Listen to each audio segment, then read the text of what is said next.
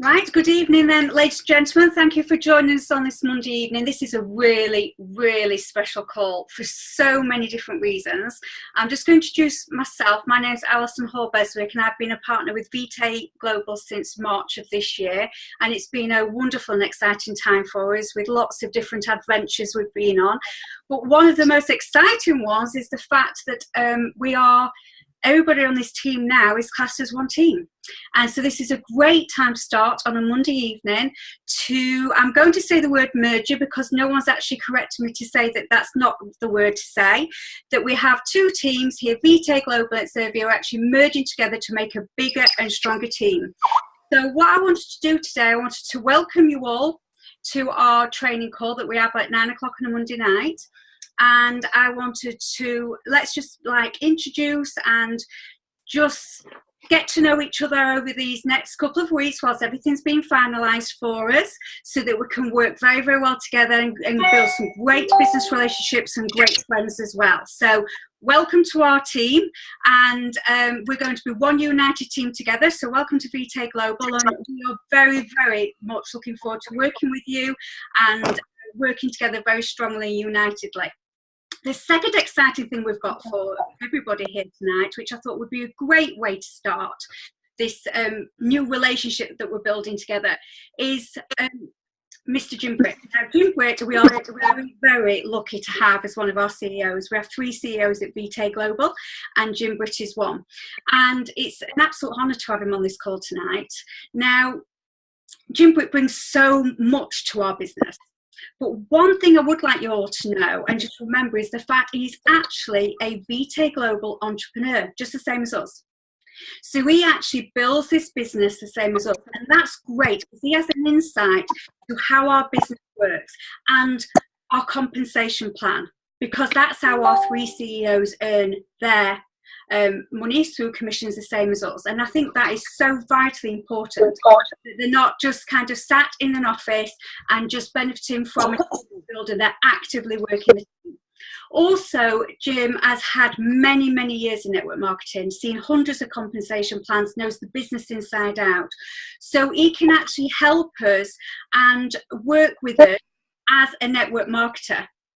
But what he is well known for is the fact that he's a motivational coach, and he has done that for 10 years now. So what he actually has a passion for is to actually help us to empower our mind. So as well as obviously being a good network marketer that he can help with, he's actually helping us to be better people in our own skin, to help us with more confidence, with more drive, with more passion, to help us go out there and seek the goals that we want, and to seek that financial freedom and freedom of choice that we're all in network marketing for. So it's an absolute honour to have him with us this evening. So I'm going to stop talking now and I will mute my mic, and over to you, Jim. Thank you for being with us tonight. Well, thank you, Alison. I appreciate it, and all of you on the Zoom webinar here. Appreciate you taking time out this late in the evening, and I'll promise to give you a few things that you can jot down and apply, and that will get results for you. So let me start with a question, then I'll give you a little of my background as well. But it's kind of a strange question. People say, are you addicted to drugs? Are you addicted to drugs? And of course, you don't have to answer that, and I'm sure you're not. But we are addicted. We all have addictions that keep us where we are. So if you're not where you want to be in life, whether it be financially or personally or with your weight loss or whatever it might be, it's because we're addicted to where we are in life. So to get where we want to go, we've got to lose some of those addictions. And you know, people can have referred to me as a motivational speaker, but I'm really not a motivational speaker. I don't necessarily believe in motivation. I think we need to really look at what's holding us back and what demotivates us. People ask me all the time how I stay motivated, and I just tell them, well, I don't get demotivated, but I'm always up. I'm always motivated. So I think we have somebody that we need to meet. Can we track that? Can we track that down? And somebody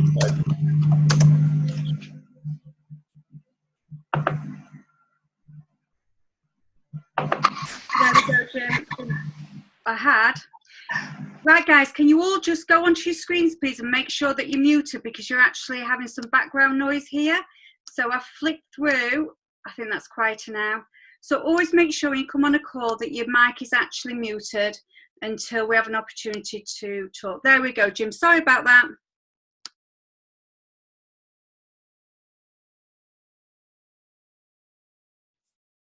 You okay, Jim? Have I muted you, Jim? Hold on. Let me find you. Did I get too giddy? Oh, he's gone missing as well. Got that many people on this call. Let's have a look. If everybody just sees, there we go. There we go, Jim. There we go. Okay. So back to what I was saying, we're not where we want to be in life because we're addicted to where we are. And the way to get to where you want to be is to break those addictions. And I discovered many years ago through what I teach in my program called The Power of Letting Go, is how to break that addictive cycle. But what I discovered many years ago is that we have that addictive cycle. And I'll give it to you real quickly here.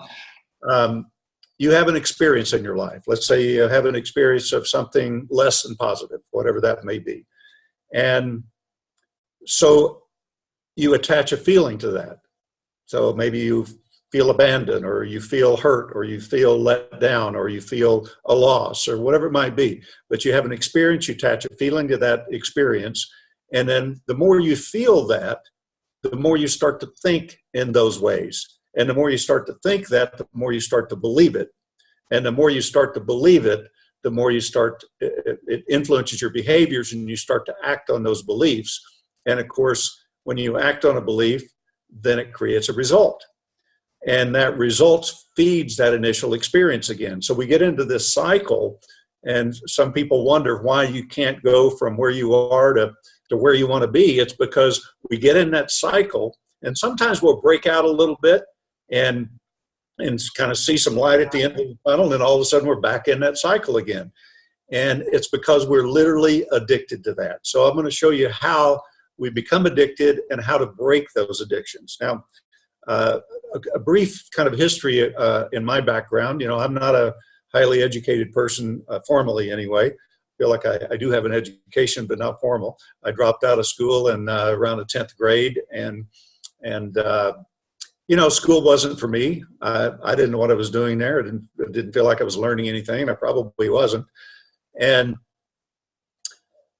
my first job, as I went to work in a gas station pumping gas. Actually, my first job was as a child. My whole family picked cotton during the fall of the year, and that's how we made, you know, spending money, and how we made money for clothes for school and that type of thing. But my first real job was pumping gas in a gas station, and I made $1 an hour.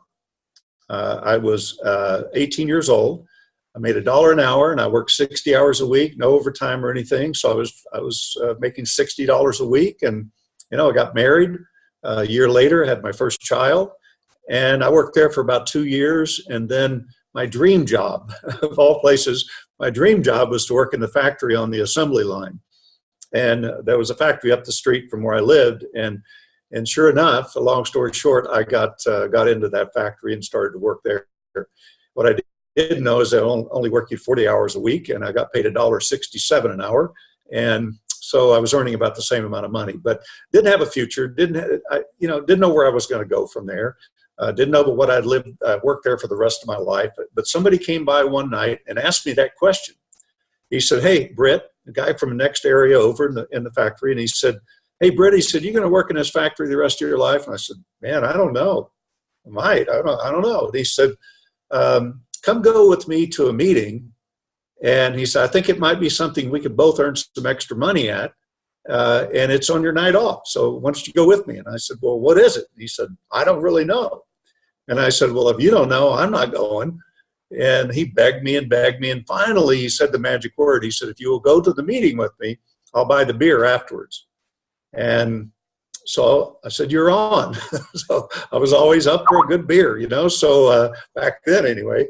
And So we went to this meeting, and there was a lot of excitement there. A lot of people just running around, meeting everybody, meeting me, welcoming me there, and just a lot of enthusiasm. And I'll never forget, the first guy stands up and talks about the product, and it didn't ring a bell with me. And the second guy gets up and starts drawing circles up on the board and talking about how much money you could make. And I'll never forget when he wrote the figure $2,000 a month up on that board. And I sat up and I started to take notice, and I listened intently. And about halfway through his presentation, I said to myself, I can do this. I can do this. And not only can I do it, I'm going to do it, and I'm going to get rich doing it. That was my thought process.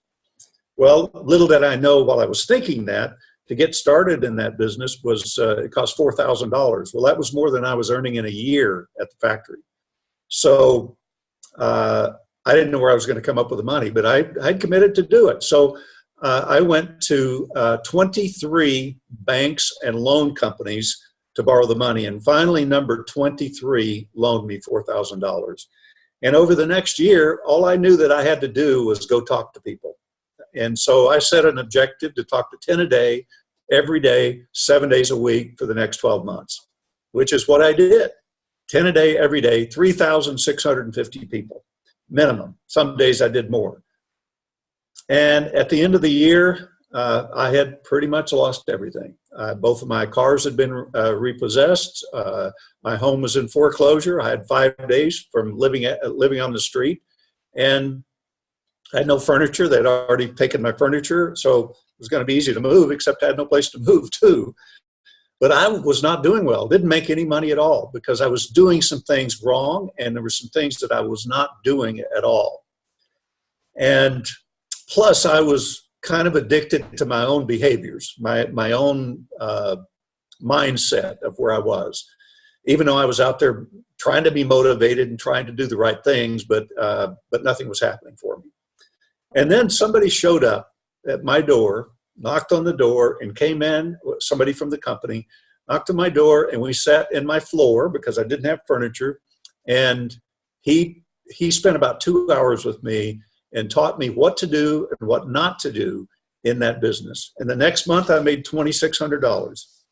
Now that was almost a year's take-home pay for me. And the next month I made over $6,000, almost $6,500. The next month I made over $12,000, and eventually it got up to where I was making like $40,000 a month.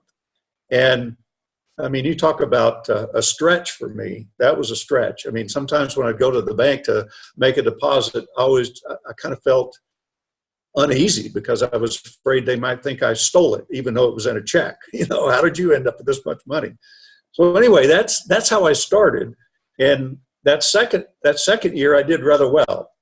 But that first year, I don't know why I stayed. Maybe it was desperation. I don't really know what it was, but I stuck with it for that year. I had 3,650 reasons to quit. That's how many people rejected me and told me no. Every day, 10 new people every day would tell me no. And but once I got the hang of it, once I got how to swing the bat, how to get up there and do it, I don't get no's very often now. So what I've learned is that if you want to accomplish something, there's really, whatever it is you want to accomplish, think of something that really is important to you that you want to accomplish. Maybe it's financial, maybe it's building or VTech global business, maybe it's getting healthy, maybe whatever it may be. Maybe it's taking a trip around the world, or being financially free, or being wealthy, or whatever that means to you, or having a residual income to cover your overhead, whatever that may be. Think of something you want to accomplish. And these 6 things, in my opinion, from my own experience and experience of a lot of other people that I have looked up to and kind of looked up as a mentor to me over the years. In fact, I interviewed 12 self-made millionaires, mega millionaires. They all were worth over 200 million, and they all had to start with nothing. One was a billionaire. Ooh. And they had really these same traits in common. So anybody can develop these traits. Number one if you want to accomplish anything, you've got to have a desire.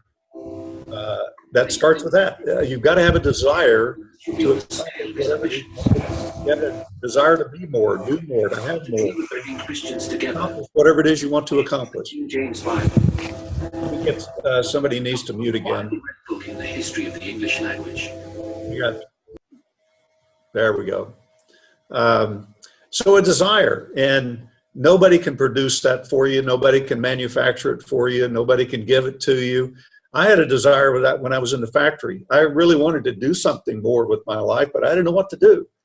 But I do believe that the fact that I had that desire probably brought me to a place to where I had the opportunity to do something with my life. So it starts there. But I don't know, I think everybody has a desire. They have a desire to do more. You could probably walk up to 1,000 people on the street and say, hey, would you like to earn more money? And I don't care if you're in the heart of the financial district, probably most people would say, yeah, I want to earn more money. Whether they're millionaires or they're broke, they want to earn more money. So they have a desire to do it. But the question is, if they have a desire, how come they're not stepping up and doing that? And the reason is because they haven't taken it to the next level. They haven't made a decision to have what it is that they want in their lives. Because, I see a lot of people, even in our business, they're giving it a try. And if you just look up that word in the dictionary and look at the definition of it, it's defined as to struggle. So to try is to struggle. So if you're giving this a try, if you're giving something a try, if you're giving the lean job of being a try to lose weight, it's probably not going to work for you until you decide that that's what you want, that that's what you're going to accomplish. So decision creates a mindset. And if you want to become, let's just use it as an example, if you want to become a millionaire, you better have a millionaire mindset. If you want to earn, $10,000 a month residual income to cover your overhead, and so you're free to be able to get up in the morning and do what you want to do instead of what you have to do. If you want that, it requires a mindset. I asked somebody recently, I said, which comes first, success or the feeling of success? And they said, well, success has to come first before you feel successful. I said, no, you got to feel successful first before you can become successful. Because that mindset determines how you show up. That decision determines how you show up. So when you decide to do something and you won't settle for anything less. See, when I sat in that room that night and I said to myself, I can do this, and not only can I do it, I'm going to do it, and I'm going to get rich doing it. I made that decision, and I wouldn't give up. And I had so many chances to do that, but I wouldn't, because I had that mindset. So it not only determines how you show up to the world, but it will determine how the world shows up for you. So let's say that, let's say you want to become wealthy, whatever that means to you. What would it require? What kind of mindset would that require? What are you willing to do that you just won't give up on? What is that wealth mindset? You see, once you have that, then opportunities show up for you. If you don't have it, obstacles show up. See, if you don't have it, you might get a lot of rejection. And at the same time you're getting the rejection, you get so caught up in that the perfect opportunity to meet the right person is right behind you. But you got caught up in the wrong thing because of the mindset. So if we got a mindset of this is not going to work, or that's not going to work, or I can't lose the weight, or I can't get healthy, or I can't, mindset determines how you show up and determines how the world shows up for you. And if you want to be wealthy or whatever it is you want to accomplish, you got to have that mindset first. It starts there. And it starts with that decision that says, I will do this, and I will do no less than whatever it takes to accomplish what I want to accomplish. And then the third thing you've got to do is you got to take action. You got to take action, because the only way to produce a result is to take action toward it. And I've heard people say, well, I'm manifesting it. I don't even know what that means. I'm manifesting something, or I'm letting the law of attraction bring it to me. Well, I'm telling you, if the law of attraction worked, we'd all be rich and happy and living the life of our dreams. And if it worked, you could probably be driving down the freeway in your automobile and attract a nice meal right in front of you on your console. But that doesn't work. What works is taking action. You see, I think in the whole law of attraction thing, I think what's missing there, yes, you can make a decision to have something, but what's missing is the action steps to go get it. So it does determine, the law of attraction determines how you show up, basically. And it determines who shows up for you. Because if you didn't want a certain thing in your life, then it wouldn't be part of your vision. It wouldn't be part of your mindset or of your consciousness. But if you want something, then it's part of your consciousness. Then you start to see the opportunities all around you. So a decision and then take action, because action creates a result. And, you know, everything creates a result. Even inaction creates a result. It may not be what you want, but it does create a result. But a stop sign creates a result on a street corner. You know, a police officer that chases down a robber that robbed a convenience store, that created a result for him or her, and then the police officer goes and gets the robber, and that created a result. But is it the result that you're looking for? That's the key. Is it the result you're looking for? See, action, once you've decided what you want, every action you take from that point forward is going to move you toward that or away from it. Success at anything is that simple. You can look at it and say, well, should I eat this fast food every day? Well, if you want to be healthy, I'd say not. And if you've made a decision to be healthy and thin or whatever it may be, then you make that choice. And it is a choice. And there's no right or wrong. It's just, does it fit in with what you want your life to be? And if it's not, then don't do it. So you got to move away from the things that you don't want. Don't give energy to those things and move toward what you do want. So every action you take, and an action could be a thought. That's an action. I mean, a thought, if you're thinking something that's less than uplifting and not in the direction you want to go, change that. Take a different direction. If you're well, whatever it is you're doing, make sure it's taking you in the direction you want to go. And I would venture to say that about 90% of our waking hours for most people is all focused on what we don't want instead of what we do want. And the actions we're taking most often is toward what we don't want, not realizing it, but just start to become aware, more than aware, become observant of how you spend your day. Become observant of where you focus your time and your energy, because it's all about the time and energy that you spend on something. That's the key. And I'll talk a little bit more about that in just a second, but you've got to take action. And then the fourth step is you got to be bold. You got to be bold, especially in our type of business. I mean, you got to put yourself in the spotlight. You got to go out there and do things that normal people don't do. You got to become a little bit weird, a little bit abnormal, I guess. So you've got to do things that other people are not willing to do. And I've done some things that were pretty bold. I mean, I went door to door recruiting, knocking on doors, trying to recruit people, just walking down the street. Didn't work real well, but I did it. And I got experience from it. I learned that it didn't work, for one thing. Not that you couldn't make it work. I mean, I had times when I'd pick up the phone and dial a wrong number just to have somebody to talk to and try to recruit somebody on the phone. I did all kinds of things, and some worked and some didn't.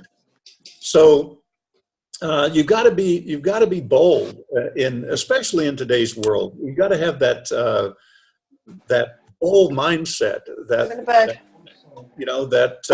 That's just what it takes. I mean, you got to be out there. You can't be wimpy about getting what you want in life today. So that's step number 4. So if you got a desire, make a decision, you take action, and you're bold. the next thing that you're going to experience a whole lot of, and this is a key part, is you're going to experience a lot of discomfort when you put yourself out there and you put yourself in the spotlight. You know, I speak for a living today, and well, partially. And my greatest fear was speaking in public. And the first time I did it, it terrified me. It literally terrified me, to the point where I was hyperventilating. I went outside and I threw up. I mean, I was sick. I tried everything I knew to get out of that speaking engagement. And then I spoke for about 30 people for about 20 minutes, and I have no clue what I said. I mean, when I left there, they applauded, and I figured, well, they're probably glad I quit. But then somebody walked outside and said, wow, I really got a lot out of what you had to say. Well, I had no clue what I said. I was so blinded with terror and fear. And fear left unchecked can run your life. But it's really all, you know, fear is really a made up story. It's not real. It's something we make up in our mind of a future event that may happen. And it's like seeing, let's say you're a shy person, you're sitting in a Starbucks coffee shop, and you look across the room and you see somebody you think you want to go talk to, just to say hello to. But then something inside you goes, well, I wonder what they'll think about me walking up to them. And I don't even know them, but they look friendly, but I'm afraid, so you turn around and walk away. That's letting fear run your life. And fear left unchecked can run your business, it can run your life, and can run you in the ground. It really can. But it's a made-up story. It's taking a past experience of some kind, projecting that into the future with the anticipation of it happening again, and then re-experiencing it in the moment. So how do you overcome fear? You see it for what it is, a made-up story. Just like worry is a made-up story. There's no sanity in it. So when you feel it, realize it's a made-up story. It's not real. I mean, if a bear's chasing you through the woods, maybe that's different. But I'm talking about that emotional fear that you feel when you're going to step out of your comfort zone in some way. So, you know, it's especially important when you're building a team like with VT Global. You're going to get a lot of people that come into the business that are not experienced. They're not network marketers. They're not entrepreneurs. They have what I would consider a job mentality. And I'm not putting that down. I'm just saying that, you know, a job mentality is that you get a job, you work 40 hours a week, and you get paid on Friday. And in our business, you might work 60 hours a week, and you may not get paid your first Friday or your second Friday or even your third or fourth. But eventually, if you stick with it, you'll get paid very well. But the biggest problem is that people come into our business and they're afraid because they've never done it before. I mean, think about it. If you went into a well, any kind of company, you're supposed to put together rockets to go to the moon or something, and you know nothing about it. And somebody says, okay, here's a blueprint, go in and start assembling this rocket. You'd probably be a little bit afraid. Or if you had to walk into, you know, maybe it's in front of a group and you're a little bit afraid. You see, those things are what causes us to grow. Because if you look at, you know, this circle right here is all of the things that you're good at, all of the things that you're comfortable with.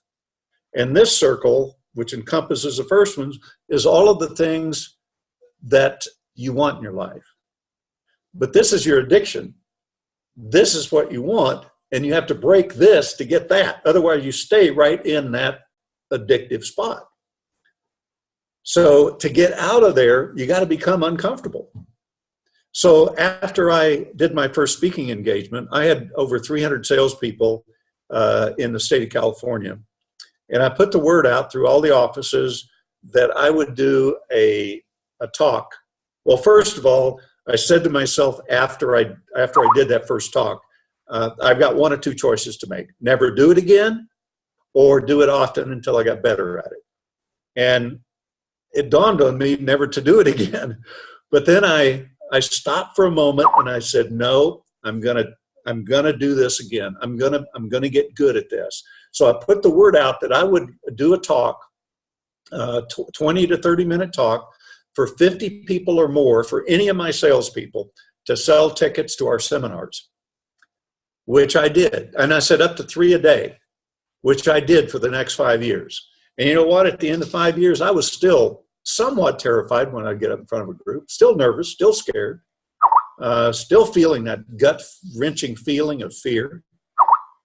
But I also remember the day that I walked into a place in a little town in Park City, Utah, a little ski resort. And I walked into this group, and there was about 400 people, and all the fear had gone away. And I said to myself, let me at them. I was ready to get on stage. Up until that point, I'd been pacing the floor before that. So you got to be willing to experience some discomfort and just realize that that is where the results lie, is outside that comfort zone. So that's number 5. So you got desire, decision, action, bold, and stepping out of your comfort zone. And the last one, which is probably the most important, I was in doing a seminar with a couple thousand people here a while back, and I was on a panel afterwards, and they threw a question at me.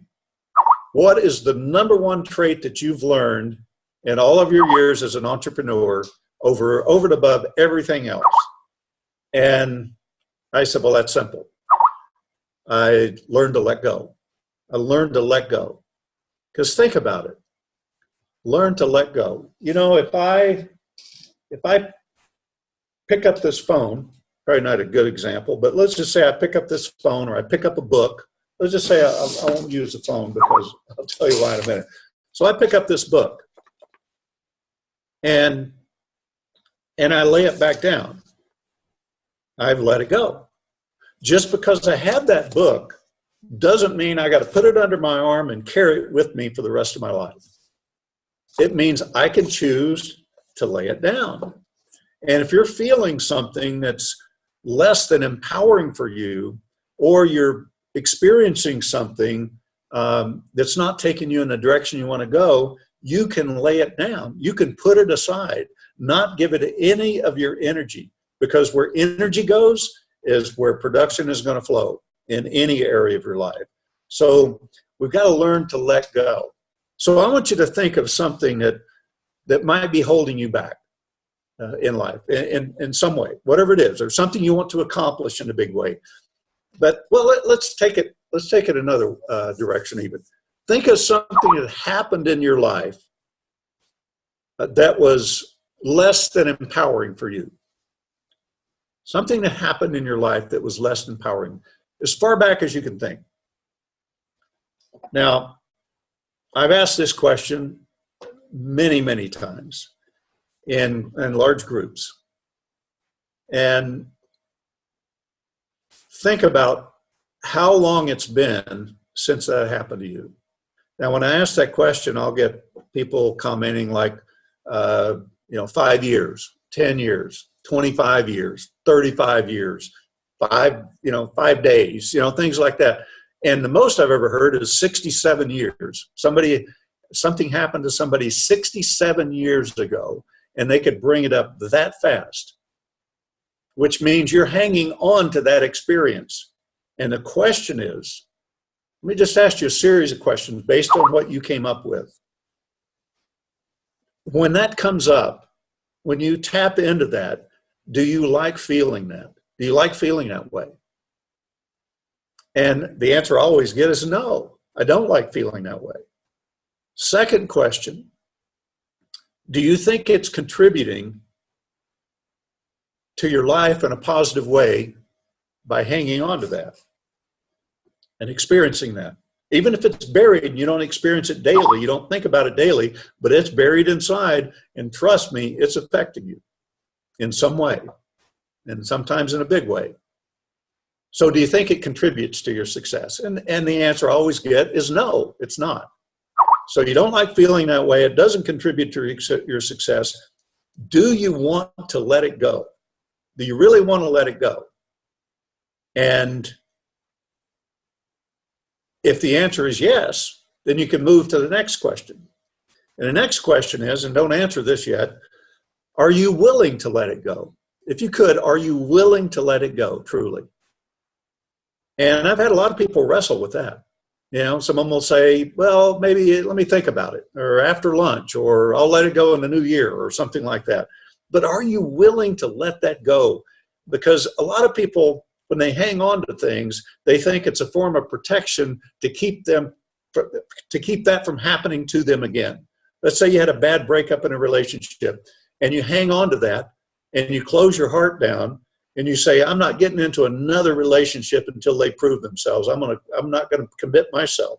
Well, good luck with that. It's not going to work, because you go into a relationship with your heart closed, and what chance does somebody even get to know you even?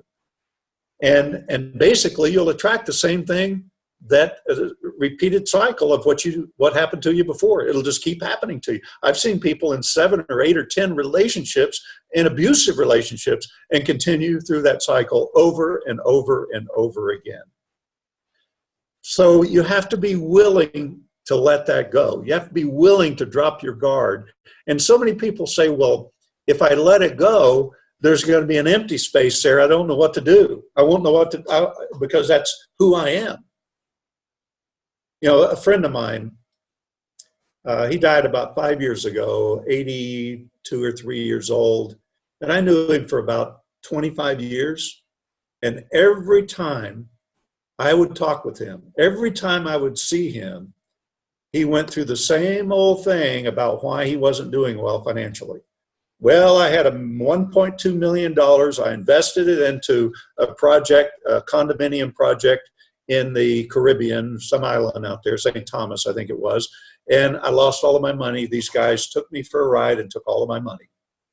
And he kept telling that story over and over and over and over again until he died. I saw him about a week before he died. He went through the same story. You know, Jim, if these guys hadn't taken my money, no telling where I'd be right now.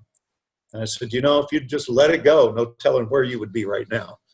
So are you willing to? Because once I go to the next question, you can no longer use that as an excuse for not doing well. You can't bring that up again. So are you willing to let it go? And if the answer is yes, the last question is when? When? And again, I've had people say, well, let me think about it, or after break, or after lunch, or next year, or on the 1st, I'm definitely going to let it go. The right answer is now. It's like people set New Year's resolutions. Why do you set a New Year's resolution? How about let's set what is the date today anyway? It's the 6th of November. Why don't we set a 6th of November resolution, not a 1st of January resolution? What does it have to do with anything? So you got to be willing to let go, but you've got to be good at observing yourself and knowing when you're hanging on. So what do you observe anyway? What do you observe? Well, you observe your thoughts. That's a place to start. We have tens of thousands of thoughts a day, but we don't act upon all of them. But if you dwell on a thought long enough, it is going to burn up your energy, and it's going to cost you time, and it's going to cost you money, and it'll cost you in health and everything else if you think that way long enough. So you want to watch your thoughts. What are you thinking about? Somebody cuts you off on the freeway and you're all upset and, yelling and screaming at them, and they're up in front of you and they're whistling and going along and having a beautiful day. They don't even know they cut you off. So they're fine, but you're not. The question is, how long are you going to burn up that energy? You see, how long are you going to focus on that? So you got to observe your thoughts. You got to observe your feelings. What are you feeling? And actually, we don't necessarily feel feelings as much as we feel emotions. The emotion, which is the energy of the feeling put into motion. That's what we really feel. So if an emotion comes up, observe it. And if it's a negative emotion, just don't give it any energy. Lay it aside and do something that's going to take you in the direction you want to go. Now, here's a little thing you can do with in that area is every day write down every 15 minutes what you did for the last 15 minutes. Do that for 30 days and see what happens. It'll change your life because you'll see where you're focusing your energy and your time. But you've got to observe. You got to become observant, and there's a difference in becoming aware and observant. You can be aware that you're feeling negative, feeling down, feeling broke, feeling whatever. You can be aware that that's happening, but just being aware doesn't help anything. You know, you could be aware that you have a negative attitude, but you don't know what to do to change it. So you've got to take it past awareness to observation. And observation is separating yourself from it. It's like flying in an airplane. You know, you're going through the air at 600 miles an hour, sitting in a little aluminum tube. But that doesn't make you an airplane. It makes you a passenger. And those feelings and emotions that are coming up are passengers. And those are passengers that you've taken on. They didn't attach themselves to you. You attached yourself to it. So that's feelings and emotions that you have to decide, is this taking me in the direction I want to go? And if not, move away from it as fast as you can move away from it. So observe your emotions. Then observe your language.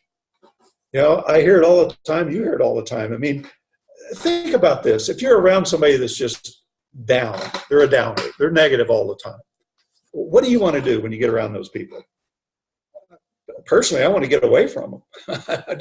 I try to shut it out and get away as fast as I can. So we don't want to be around it. But watch your language, because language is hypnotic. You've heard of hypnosis. Well, if you look up, let's say, for instance, you take a series of letters and you put them in order, they create a word. And what's that called? It's called spelling. So you spell a word. So if you look up spelling in the dictionary, it's defined as to cast a spell. So spelling a word, actually that word casts a spell, just like I'm casting a spell on you with the words I'm using. So it puts you in maybe in a trance, or it puts you in, you know, a receptive state, or it might put you in a state of pushing back if you don't like what I'm saying. You know, it might put you in a state of click off, I don't like this guy, whatever. You know, but words carry power. And if you're saying them, I always tell people, if it's not taking you in the direction you want to go, keep your mouth shut and your tongue still. But words carry power. And if you say them to somebody else, you are casting a spell upon that person, basically. But more than that, you get to hear it and say it. So you're casting two spells upon yourself. So observe your language, because it's powerful. I mean, it's powerful when you think about it. So learning to let go, learning to be observant is really the key to, in my opinion, to long-term success. It's not about motivation. It's not about positive thinking. Those two things, I believe, are a cover-up for reality. It's about looking at ourselves and getting real with ourselves. And I don't expect you to believe me. What I want you to do is try it. Just try it for a day, and you're going to see the most amazing results. And, you know, with the program that we have in VTech Global, the Live Life at Level 10, I've got three programs? Three programs in there. Well, four, actually. So one is the power of letting go. And if you have not experienced that, you should. It's gonna give you a lot of insights on what you can do to learn to let go and live a more sane, stress-free life and accomplish a whole lot more in your life. Just think, if you could be more productive. Let's say you're spending 90% focused on things you don't want. And when you think about that, you'll see what I mean. Maybe it's not 90, maybe it's 80, I don't know, maybe it's 95, but a lot of time. What if you could improve that by just 5%? Well, for some people, that might double their output. What if you could improve it by 25% or 50%? simply by becoming observant as to where you're putting your time and energy. You'll get amazing results when you start doing that. And the length of time that you get caught up into something that that you hang on to for days or weeks or months or years, it'll take you about 30 seconds. Once you get the hang of it, it'll take you about 30 seconds to basically say, this is not taking me where I want to go. Lay it aside. Let's move this direction. So the power of letting go, and then my program called Cracking the Rich Code, which is a program for entrepreneurs. And that was kind of spawned out of the interviews I did with the 12 mega millionaires and the 1 billionaire. And the 12 traits or 12 actions that you could take today that will start you on your way to building wealth. That's in that program. And of course, I've got one called Overcoming Stress and Anxiety. Then I have one with the Power of Letting Go that is a program that's what's called the Power of Letting Go Experience. And it's me walking you through with background music, brain entrainment technology that relaxes you as you listen to it, and walking you through some letting go processes to help you break those addictive cycles, which is pretty powerful. I do that in live events, but I've recorded those also. And all of those are, available through VT Global. The great thing about it is they're 100% BV. They're 100% commissionable. So, and I've sold millions and millions and millions of dollars worth of these, and been in the seminar business for over 40 years. Jim Rohn and I, we had a business back in the 70s and early 80s, and we put probably 1 million people through events. So the material works, and it'll continue to work for you, and you'll grow and prosper as a result. And then we have the Live Life at Level 10 membership, and I would really encourage all of you to sign up for that. And if for some reason you go on, I know we just changed software, so if for some reason you go on there, there's a coupon code called Level 10 that you get your first 30 days for free. If that's not up yet, I haven't checked today, but that's not up yet, just come back in a day or two and we'll get that up there. Where they're working on some of the integration of the membership site. But once that's up there, for $19.95 US per month, you get 3 videos a week that are about 5 to 7, 8 minutes long from me on this type of material. And you get, so be 12 of those a month, and you get 1 45 to 60 minute lesson on video each month. And so over a period of a year, you'd be getting 156 short videos and 12 major lessons on how to change your life. And I guarantee you, if you stick with that for a year, your life is just never going to be the same again. And you're going to excel like you won't believe. So I would encourage you to not only get involved with that, and again, that's 100% BV on that as well. I would encourage you to get every person that you ever sponsor into the business onto that. And think about this. If you walk into, let's say, a real estate office that has 12 agents, or into a company, an insurance company that's got 12 agents, or wherever, or a big corporation, doesn't matter. And you put, let's just say, I'm going to give all of your salespeople 30 days for free, and you get them all on that program. What do you think it would do for that company? So everybody in there got 3 videos a week and got a major lesson every month. What's that going to do for them for $19.95 a month? So for less than $240, you get 156 and 12. And I usually sell that for $2,495. $2,495 is what I sell that for. $19.95 is what you get it for. It's like nothing. So it's 67 cents a day, the U.S. money. So anyway, I just wanted to bring that out because it's a great product. I mean, there's training companies out there in network marketing that have built big companies just on training, personal development training. And you could do the same thing here with this. And And of all of the years I've had these programs, I've never had a return. And I offer 100% money back guarantee, and I've never had a return. So it's pretty amazing. So I would get in there and do that just as soon as you can. Allison, if you want to, do you want to open it up for any questions or anything? I'm happy to answer a question or two if you want. Jim, thank you so much. I've wrote so many notes down here.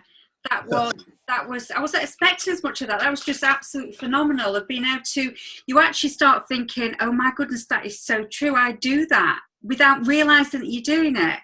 Yep. And I think it's only when somebody else makes you aware of it that you actually think out of the box and realize that you are actually guilty for a lot of this.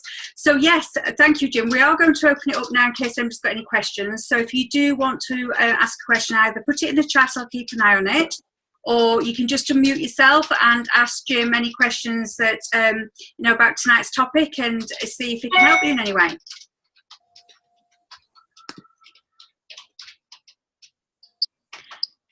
Carl, is there anything you want to say, love, before we close the meeting down? Well, personally, Alison, thank you so much for the call this evening. It's just the inspiration there from you, Jim, absolutely brilliant. And I think I could speak on behalf, I think, probably of everybody on the call. The words that you spoke tonight is powerful. And I've, again, notepad full of stuff. It's always a school day in this industry, and it's brilliant to to partner with you together, and I'm sure that we can just knit together now and move forward. So thank you. Awesome. Well, thank you. Thank you, Carl. Does anybody have any specific questions before we close this evening? It's 10 o'clock now, so we've just kind of done an hour. Just so much positivity coming in this chat. Just so many thank yous, Jim, and so inspirational, and yeah, amazing, inspirational, help load. So I think you've done an awful lot here.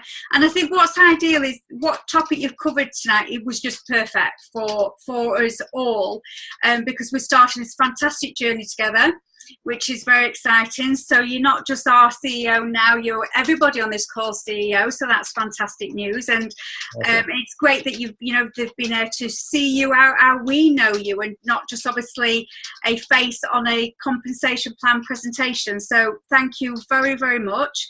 Really, well, Allison, on Facebook, we have a group there, Live Life at Level 10. I'll share that with Carl. I know a lot of you are on that already, but if you want to interact on there, if you got questions for me, I'll go in there daily and answer your questions for you to the best of my ability. So happy to do that. But I'd love to have all of you in there. I do some posts in there pretty much every day with some good uplifting things as well. That is wonderful. I'll share that with Carl so he can share that. So Jim, when could we have you again, please, with your UK team? We can schedule something, the next 30 days. Can we be quite regular? Yeah, we can do something. Excellent. That's excellent news. We'll cover all the topics that you've done in all these years, and then that'll be great. So I'll obviously be in touch with you anyway shortly, Jim. So thank you so much for joining us tonight. You have given so many people I think just how you deliver as well is just so nice for us to hear. And obviously different people have been on journeys, and just the fact that your journey was not nice and rosy. You actually understand the struggles of network marketing and the roller coaster rise because you've lived through them. And so that's really, really warming for us to actually hear that you do understand where people are coming from. And obviously with what we've been going through the last couple of weeks, we've got people that all we want to do is provide for our families, have a great business, which we know these products are phenomenal products. We know we've got a great compensation plan. We've got great CEOs in both these companies. We've got great leaders.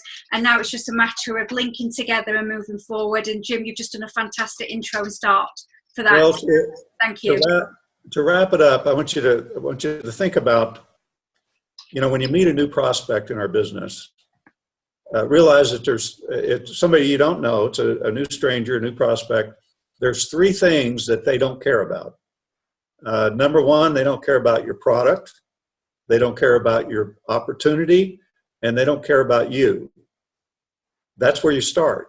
And until you can get them to care about you, they're not going to listen to the product or opportunity. So in my opinion, getting ourselves together and believing in ourselves and learning to let go of all of the stuff that we hang on to that's not useful, and moving on from there. So that's why I really like to focus on let's get you together.